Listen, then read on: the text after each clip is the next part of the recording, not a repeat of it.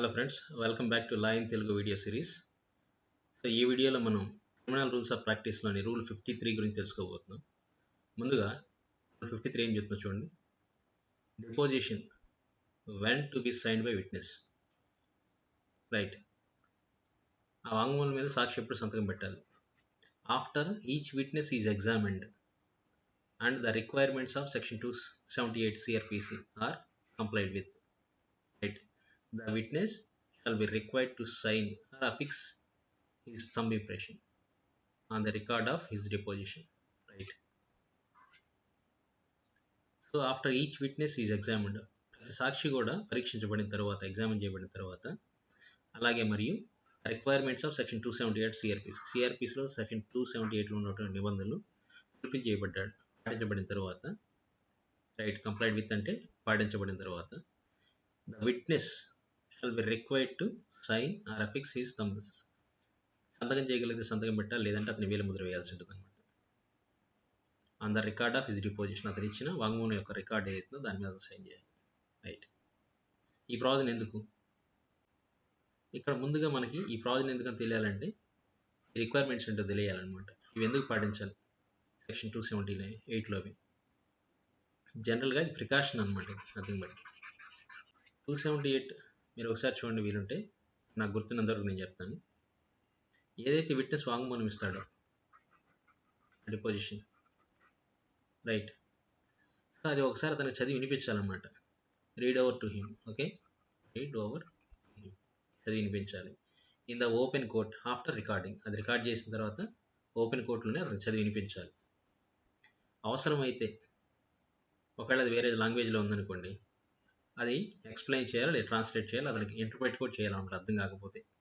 Right, ఒకవేళ అందులో ఏదైనా ఒక భాగం ఏంటంటే ప్రాపర్గా రికార్డ్ చేయబడలేదు అనుకోండి, ఈ కెన్ కరెక్ట్ అనమాట, దాన్ని కరెక్ట్ చేయొచ్చు.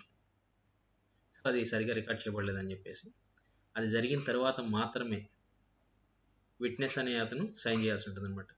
రైట్, సో ఇవి ఇందులో ఉన్న రిక్వైర్మెంట్స్ అనమాట. ఇవి జరిగిన తర్వాతనే, అంటే ఇవి పాటించిన తర్వాత, రిక్వైర్మెంట్స్ అన్నీ అయిపోయాక witness shall be required to sign or affix his thumb impression.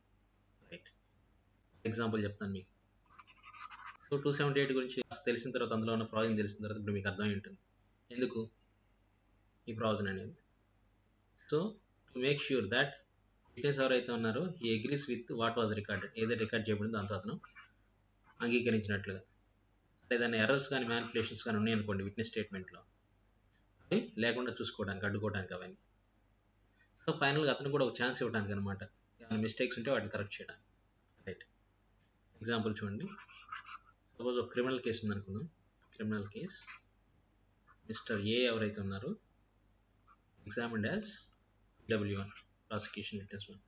Right, అతను ఇచ్చిన టెస్టిమోనీ ఏదైతే అతని సాక్ష్యం అనేది రికార్డ్ చేయబడింది అనమాట in writing. Okay,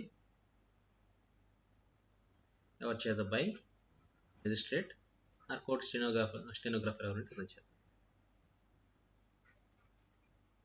evidence complete అయిపోయిన తర్వాత, ఆ అతను ఇచ్చిన ఏదైతే వాంగ్మూలం ఉందో డిపోజిషన్ అనేది ఒకసారి అతనికి పెద్దగా చదివి వినిపించాలన్నమాట. మనకి ఇక్కడ ఉంది ఈ ప్రావిజన్ 278 ప్రకారం. రైట్, ఒకవేళ అది కరెక్ట్ అని చెప్పి అతను అగ్రీ అయ్యాడు అనుకోండి, అతను మనం అడగాలన్నమాట సైన్ చేయమని చెప్పేసి. At the end of the deposition, ఈ డిపోజిషన్ ఏది ఇచ్చి అక్కడ ఎండ్, ఆ చివరిలో అతను సంతకం చేయమని మనం అడగాలన్నమాట. ఒకవేళ అతను ఇల్లిటరేట్ అనుకోండి, ముద్ర వేయవలసింది కోరవాలన్నమాట.